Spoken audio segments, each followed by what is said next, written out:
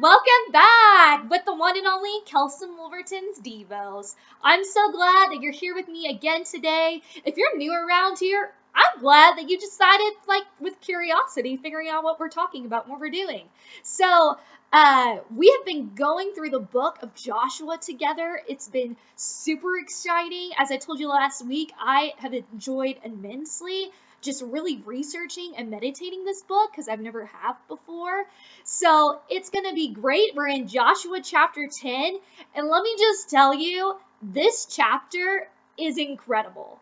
To be completely honest, I don't remember ever hearing this story before. And maybe I missed it or never read it, but this story is epic.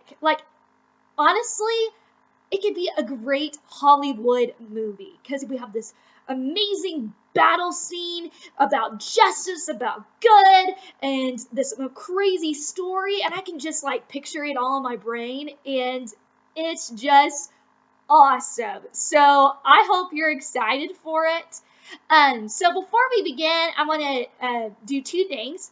First off, just wanted to remind each and every one of you, you know the drill. Find a place where there's no distractions. Grab your cup of coffee or water, tea, whatever you need. Grab your Bibles. That's important. We've talked about it's the Word, it's living, and it's active. Grab your journal and pen, your friends and family to come along as we dive into Scripture together. So, before I pray, I just want you to turn to your neighbor or think to yourself, what has God done in your life this week? What are you thankful for? Some praises, Remember, they can be big, they can be small. So just take some time to think about that.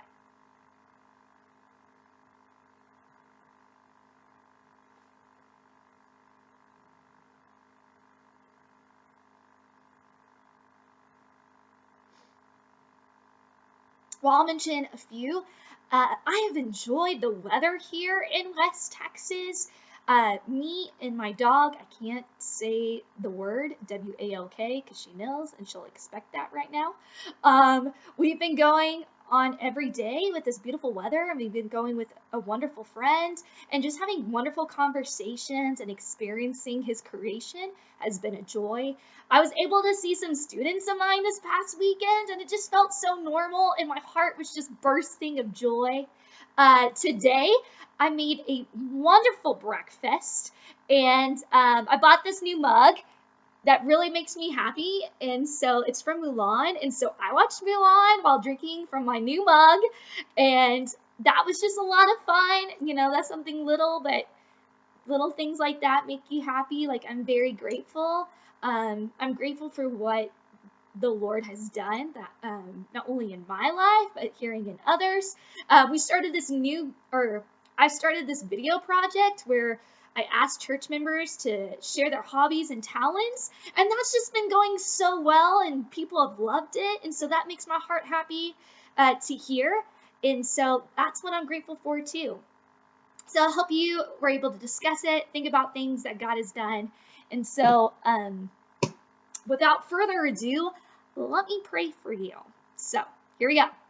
Dear Heavenly Father, I thank you so much for the person that's watching. Again, Father, I thank you for the praises and joys that you provided in their life this past week. Father, I continue to lift up to you the coronavirus during this time, that again, you are in control. This is no surprise to you, that you can do miraculous miracles, as we also see in Joshua chapter 10, how you show your glory and how you can do the impossible. Father, I also just lift up to you the person that's watching this right now, that if there's any struggles, any worries, any stress or anxieties, that they would just lay it at your feet. They would lay it all, because you are a good, good God who cares about your children. You care about them, about the big things and the small things. And I just pray that they would feel your height, depth, and length love this week ever so clearly, through the mundane things like driving to cooking to doing laundry, maybe being at work, that you would just show those experiences or opportunities for your spirit.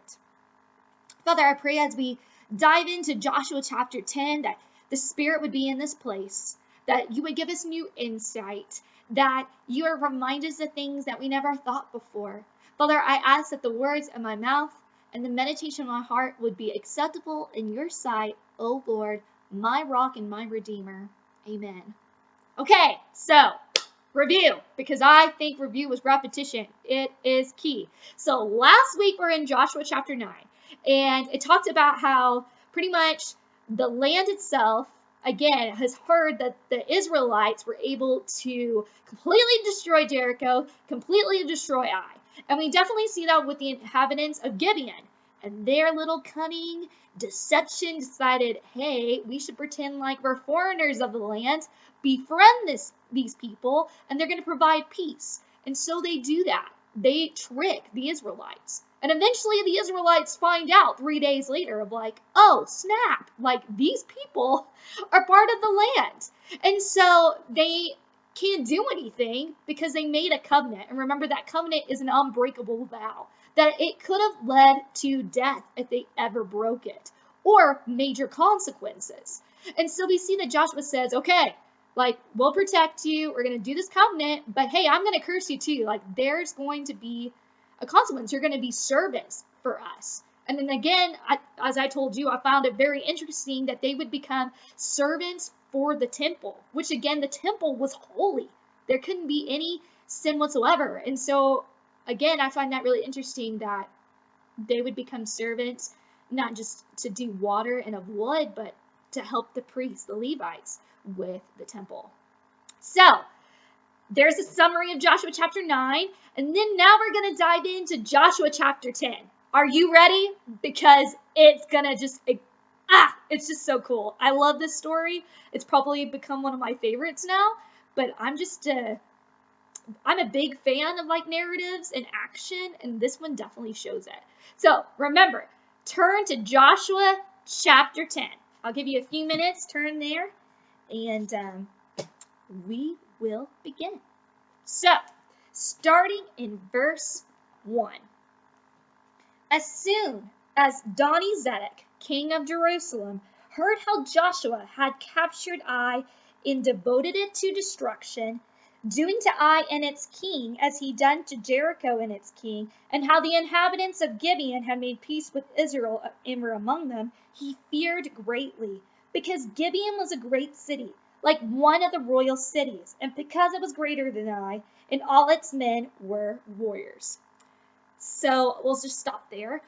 But I find this really interesting. Adoni-Zedek actually means Lord of Justice. And a lot of commentators kind of bring it back to where, with Abraham, I think is it Genesis chapter 14? Yes, Genesis chapter 14, where Abraham encounters Melchizedek, which actually his name means Lord of Righteousness or Lord of Peace. And so they think this is really interesting because they sort of kind of have the same ties. So just kind of, again, remember the name. I think names mean something. And so we see that his name means Lord of Justice. Also, I don't know if you catch this, it says King of Jerusalem. This is the first mention of Jerusalem. And actually it was in a prominent city in the southern part of Canaan. And I find this really cool how all these cities that are mentioned, like, Jerusalem and Bethel and all these places, how we see where they were considered, lots of sin, there was evil, there was things going in, and then it turns around and becomes places that are dedicated to the Lord, as well as, as we know, devotion to the Lord. And I just find that transformation so cool, how God does that. So Jerusalem is also first mentioned. This is the first time ever mentioned within the Bible. We also see that Adoni-Zedek fears greatly, because I mentioned last week the inhabitants of Gibeon, it was a major town. It says that. It was considered royal. Remember that in the land, it was a central part of the region. And it had mighty great warriors. So when the whole region heard that Gibeon made peace with them, this brought devastation to the whole region because they were like, what? Did this just happen? And so the king fears greatly about this, and he's going to come up with something to do. So, verse 3, here we go. So Adoni-Zedek, king of Jerusalem, sent to Holam, king of Hebron, to Piram, king of Jarmuth, to Japhia, king of Lachish, to Deber, king of Elgan, saying, come up to me, help me, let us strike Gibeon, for it has made peace with Joshua and with the people of Israel. Then the 5 kings of the Amorites, the king of Jerusalem, the king of Hebron, the king of Jarmuth, the king of Lachish, the king of Elgon, gathered their forces, went up with all their armies, and encamped against Gibeon and made war against it. So we see Adoni-Zedek, he asks all these kings in the southern part, hey, I need your help. Let's go attack Gibeon, because this is our chance to not only attack Gibeon, but the tribes of Israel. And so all the other kings say, sure, why not? We're going to do this. And so they gathered their forces, they went up, and they encamped against Gibeon. Joshua 6. And the men of Gibeon sent to Joshua at the camp in Gilgal, saying, do not relax your hand from your servants. Come to us quickly. Save us and help us, for all the kings of the Amorites who dwell in the hill country are gathered against us. So Joshua went up from Gilgal, he and all the people of war with him, and all the mighty men of valor. And the Lord said to Joshua, do not fear them, for I have given them into your hands. Not a man of them shall stand before you. So Joshua came upon them suddenly, having marched up all night from Gilgal. And the Lord threw them in a panic before Israel, who struck them with a great blow at Gibeon, and chased them by the way of the ascent of Beth-horon, and struck them as far as Ezekah and Makkedah. And as they fled before Israel, while they were going down the ascent of Beth-horon, the Lord threw down large stones from heaven on them as far as Ezekah, and they died. And there were more who died because of the hailstones, than the stones of Israel killed with the sword. So we see that the inhabitants of Gibeon, they send a message to Joshua, and they're like, hey, remember that covenant you made with us? Come, please, help us defeat these 5 kings that are about to capture us and kill us all. And Joshua is reminded by the Lord, hey, do not fear. I got this. I'll take care of you. Not a man is going to stand against Israel. And so we see that Joshua and the Israelites do another surprise attack, and they walk all night. That's what it says, all night. Which, to kind of give a visual picture, Gilgal to Gibeon is about 20 to 25 miles. So all night they marched all the way to Gibeon. And I love this. It says in verse 10, and the Lord threw them into a panic before Israel. I love that, right? It was God's direct intervention that provided, again, this battle of victory. It was the Lord who threw them into panic.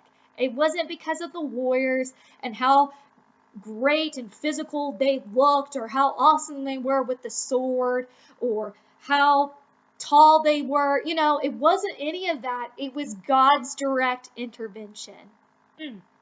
So good. So good. And so the Lord threw them into panic, and then they fled. And then it shows that the Lord brings big stones from heaven, falling from the sky, onto the 5 kings and their armies and their people. And it kind of reminds me back in Exodus, remember where Moses with the 10 plagues, and the 7th one was hail. And so we see that with God doing that with the people. And I think that's a really cool connection, because I don't know if the land of the Canaanites would have known about the plagues in Egypt. And if so, it would have tied back again that this was the same God who allowed the Israelites to go, to leave the land of Egypt, which again would strike more fear into them, which I find that a cool connection. I don't know if that's why that was there, but that's just my opinion. And then we see that in verse 11, There were more who died because of the hailstones than the stones of Israel killed with the sword. It shows again the Israelites were only victorious because of the Lord. And it makes me think, it makes me ponder, how many times do we give ourselves the credit that ultimately should be for the Lord? I don't know about you, but I'm very guilty of that, of saying, oh, it was definitely me who did this, or it was definitely me that this was such a success, and so on and so forth. And ultimately, that glory, that praise should be back to the Lord. And I love that because it shows the Israelites couldn't take any credit. They couldn't take any credit. Only Jesus. Only God. Verse 12. At that time, Joshua spoke to the Lord, in the day when the Lord gave the Amorites over to the son of Israel, and said in the sight of Israel, Sun, stand still in Gibeon, and moon in the valley of Ajalon. And the sun stood still, and the moon stopped, until the nation took vengeance on their enemies. Is this not written in the book of Yashar? The sun stopped in the midst of heaven, and did not hurry to set for a whole day. There had been no day like it before or since, when the Lord heeded the voice of man, for the Lord fought for Israel. And so Joshua returned, and all Israel with him to the camp at Gilgal. Okay, so cool. So we see where Joshua speaks for the Lord, and he asks, like, for the sun to be halted and for the moon to stop. And we see that the sun was halted, the moon wasn't going to appear until all the Amorites were killed by the Israelites. So a lot of commentators have very different opinions about this. Some believe that it was a 24-hour period where it was frozen. So like time itself stopped, which is really cool. Some believe that it's figurative, which in my opinion, I don't believe, because again, we have a God who does impossible things. We see that several times within the Bible that God did unpredictable things than we ever thought possible, and they're really cool things. And so I believe that he did exactly what Joshua asked him to do. So I don't believe it's figurative. Some believe that it was a delay of daylight. So because remember they marched all night, it allowed an advantage for them to kill the Amorites. And so allowing the delay of daylight continued to give the advantage against the Amorites for them to kill. More surprises, more strategic movements and plans allowed this to happen. And then some say that it was an eclipse that happened during this time. So whatever the case is, I still think this is so cool because the Lord answers Joshua's request. And I also believe the Lord actually does this because the big three deities of the land of the Canaanites were the gods of the sun, the moon, the stars, and the air. And so I believe the Lord is telling the Amorites, the people of the land of Canaan, like, look, your gods that you believe in could not do this. They could not. I am the one and only true God. And so I show you who I am and how powerful that I can be. So it's, again, showing the land. He was the only true God, not the gods that they believed in, the gods that they created and made up and bowed to in idolatry, but only the Lord. And the Bible mentions something. It says, is this not written in the book of Yashar? What? What does that even mean? Well, let me tell you, I was in the same place. It's okay. After much research, I found this really fascinating. It was considered a book that was poetic and had epic stories of Israelites' past heroes. Past heroes that I guess was told down from generation to generation to generation. Also, the book of Yashar is also considered the book of upright. And it's mentioned several times, especially within the Old Testament. We see that in 2 Samuel with David, as he gives an elegy for Jonathan and Saul, and he quotes it from this. Also, in 1 Kings, we see that where Solomon, when he dedicates the temple, it says he quotes it from the book of Song, which ties in back to the book of Yashar. It's also mentioned by several commentators that this book of Upright, or the book of Yashar, was considered the book of wars of the Lord, or the book of annuals of the kings of Israel and the king of Judah. and is considered lost to this day. So there's not much about it, but people believe it was cited because this was an important story, a layman book, that most of the Israelites knew, especially as the generations went on. And no one knows where it's at. No one can find it. They tried to retype it. Someone did back, I think it was in the 18th or 19th century, but it was a lost cause. So we see that Joshua quotes this book, this lost book, the Book of Upright, the book of past long heroes. And the Lord requests it. Joshua requests it, and the Lord says, okay, sure. And the sun stopped in the midst of heaven and did not hurry to set for a whole day. And there was no day like it. Again, this story was going to be passed on for generations to their family and ancestors. And that, again, God did this beautiful, miraculous miracle. And that they would know for pretty much their whole lives, that they would not forget this incredible moment. 16. These 5 kings fled and hid themselves in the cave of Makkedah. And it was told to Joshua, the 5 kings have been found, hidden in the cave of Makkedah. And Joshua said, roll large stones against the mouth of the cave, and set men by it to guard them. But do not stay there yourselves. Pursue your enemies, attack their rear guard, do not let them enter the city. For the Lord your God has given them into your hand. And when Joshua and the sons of Israel had finished striking them with a great blow until they were wiped out, and when the remnant that remained of them had entered into the fortified cities, then all the people returned to Joshua in the camp of Makkedah. Not a man moved his tongue against the people of Israel. So cool. So we see that they found the 5 kings, and Joshua says, okay, block them. Provide a way where they can't get out. And we're going to continue to pursue the enemies. And so Joshua and the people of Israel continue to pursue the Amorites. And they try to do all of them. And we see actually it says, a remnant that remained of them had entered into the fortified city. So there were some that escaped. Some that went to different cities to hide from Israel. And I love this. Not a man moved his tongue against any of the people of Israel. They have struck fear again for all the people.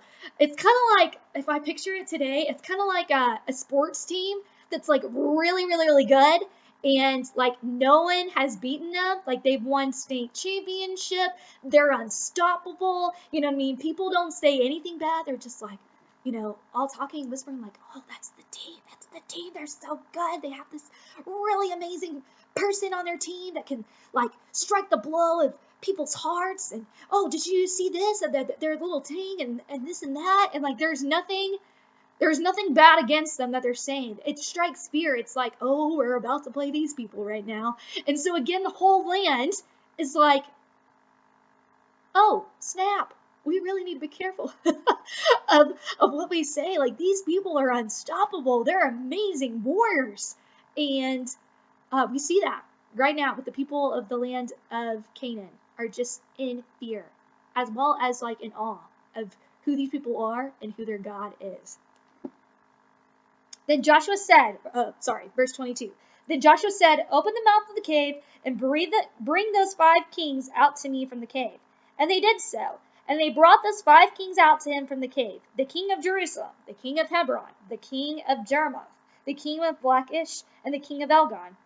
And when they brought those kings out to Joshua, Joshua summoned all the men of Israel and said to the chiefs of the men of war who had gone with them, come near, put your feet on the necks of these kings. And then they came near and put their feet on their necks. So that after destroying pretty much all the enemies, except for a few that escaped, Joshua tells his commanders and chiefs, hey, roll the stone, bring out the 5 kings to me. So they roll the stone, they bring out the 5 kings, they bring it to Joshua, and then he tells the commanders and the leaders, hey, put your feet on their necks. And you're like, what does that even mean? Well, it was supposed to be a simple gesture by the victors, telling the enemies, hey, you're subjugating to defeat. So pretty much the Jewish people are like, hey, we won. There is nothing else you can do. You are completely destroyed. There's nothing else. We are completely victorious. Also remember, the feet back then were nasty. Nasty, nasty, nasty because of the hard work of them walking, all the dirt. Like, so all these people's feet not only was a symbol, but could you imagine just like the smell, like the nastiness? Remember, like, especially in Jewish culture, like feet were considered, washing feet was considered the lowest of the lowest of jobs to wash that. And so we see that they're subjugating the defeated enemy, like there's no escape, like you completely lost, you are humiliated, and everyone would know that you're humiliated. So verse 25, and Joshua said to them, do not be afraid or dismayed, be strong and courageous, for thus the Lord will do to all your enemies against whom you fight.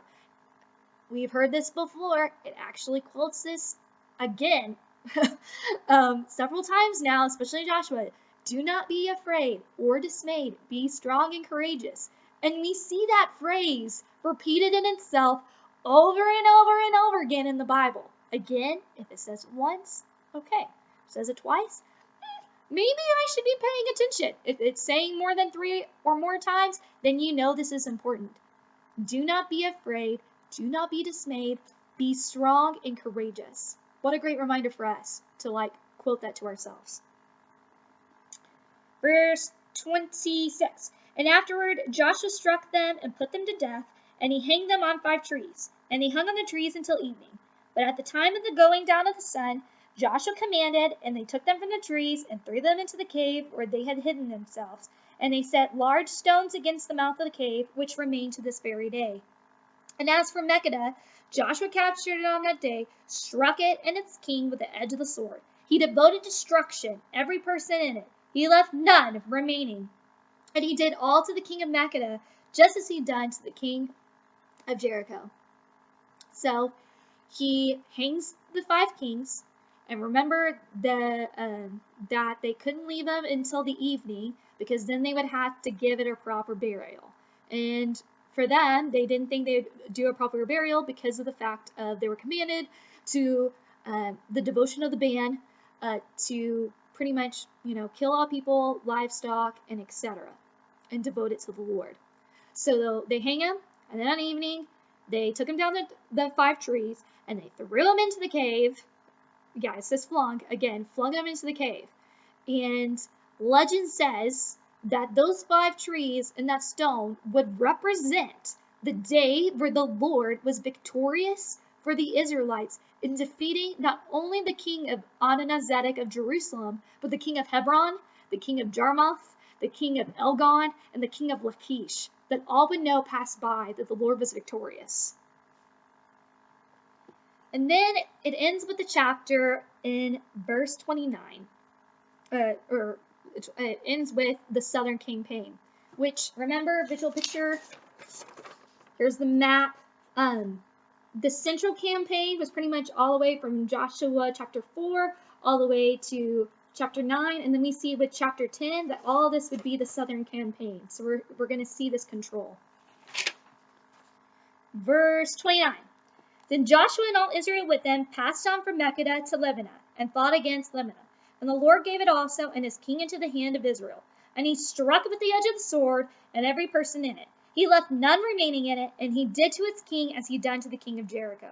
Then Joshua and all Israel with him passed on from Lebanon to Lachish, and laid siege to it, and fought against it. And the Lord gave Lachish into the hand of Israel, and he captured it on the 2nd day, struck it with the edge of the sword, and every person in it, as he done to Libnah. Then Horam, king of Gezer, came up to help Lachish, and Joshua struck him and his people until he left none remaining. Then Joshua and all Israel with him passed on from Lachish to Elgon, and they laid siege to it and fought against it. And they captured it that day, and struck it with the edge of the sword, and devoted every person into the destruction that day that he has done to Lachish. Then Joshua and all Israel with them went from Elgon to Hebron, and there they fought against it, and captured it, and struck it with the edge of the sword, and its king, and its towns, and every person in it. He left none remaining, as he done to Elgon, and devoted to destruction every person in it. Then Joshua and all Israel with him turned to Debir, and fought against it, and he captured it, with its kings and its towns. And they struck him with the edge of the sword, and devoted destruction every person in it. He left none remaining. just as he done to Hebron and to Libnah and its king, so he did to Deborah and to its king. So Joshua struck the whole land, the hill country, and the Negev, and the lowland and the slopes, and all their kings. He left none remaining, but devoted to destruction all that breathed, just as the Lord of Israel commanded. And Joshua struck them from Kadesh Barnea as far as Gaza, and the country of Goshen as far as Gibeon. And Joshua captured all these kings and their land at one time, because the Lord God of Israel fought for Israel. And Joshua remained, and all Israel with him, to the camp of Gilgal. So we see that the narrative ends with the southern control, the southern campaign, and the control of Joshua and the Israelites. And that concludes chapter 10. So the things that really struck out about how we can take this in today and apply it to our own lives. First off, we see that it shows that our God is victorious. Like, our God is unstoppable. Or there's that song that says Unstoppable God. It's Unstoppable God, let your glory go on and on. Impossible things in your name, they shall be done. It's a great song. If you have never heard of it, you should check it out. But we see that we have a God who's victorious. And we see that. Remember, I told you, God has already won the battle for the world. It's already won. And we are waiting for the second coming, where Jesus comes back again and shows the world and tells as Satan and his enemies that he is Lord of Lords, that he is King of Kings.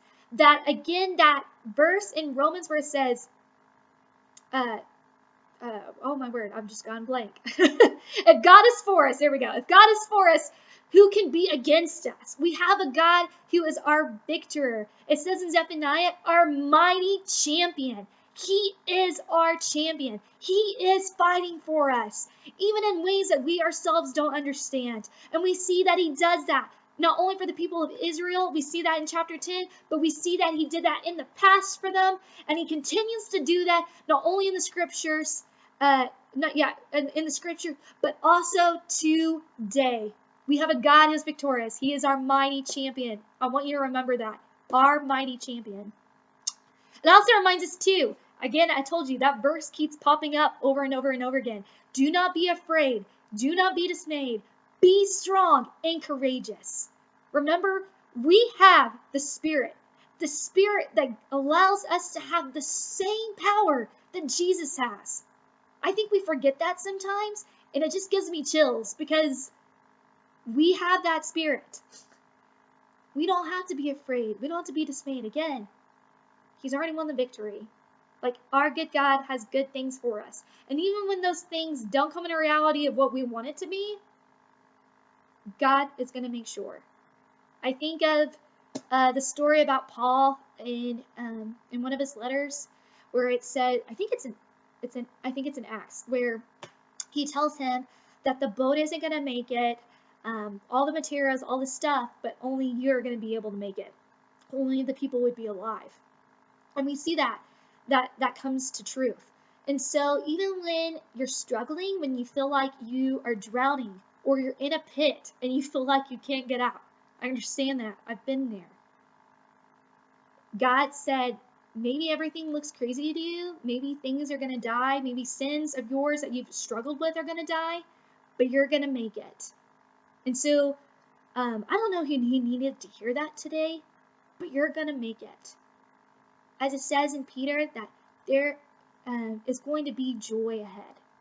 There's going to be joy. So keep going. It's a process. Keep giving it to the Lord. Don't be afraid or dismayed. Be strong. Be courageous. Thanks again for being with me, with Devos, with Kelson. It has been such an honor. We just finished again, like the whole Central campaign, finished the Southern campaign. Joshua chapter 11 is going to be the Northern campaign. It's going to be great. I want you to know that I love you, that I'm praying for you. God bless you, and I can't wait to see you next week.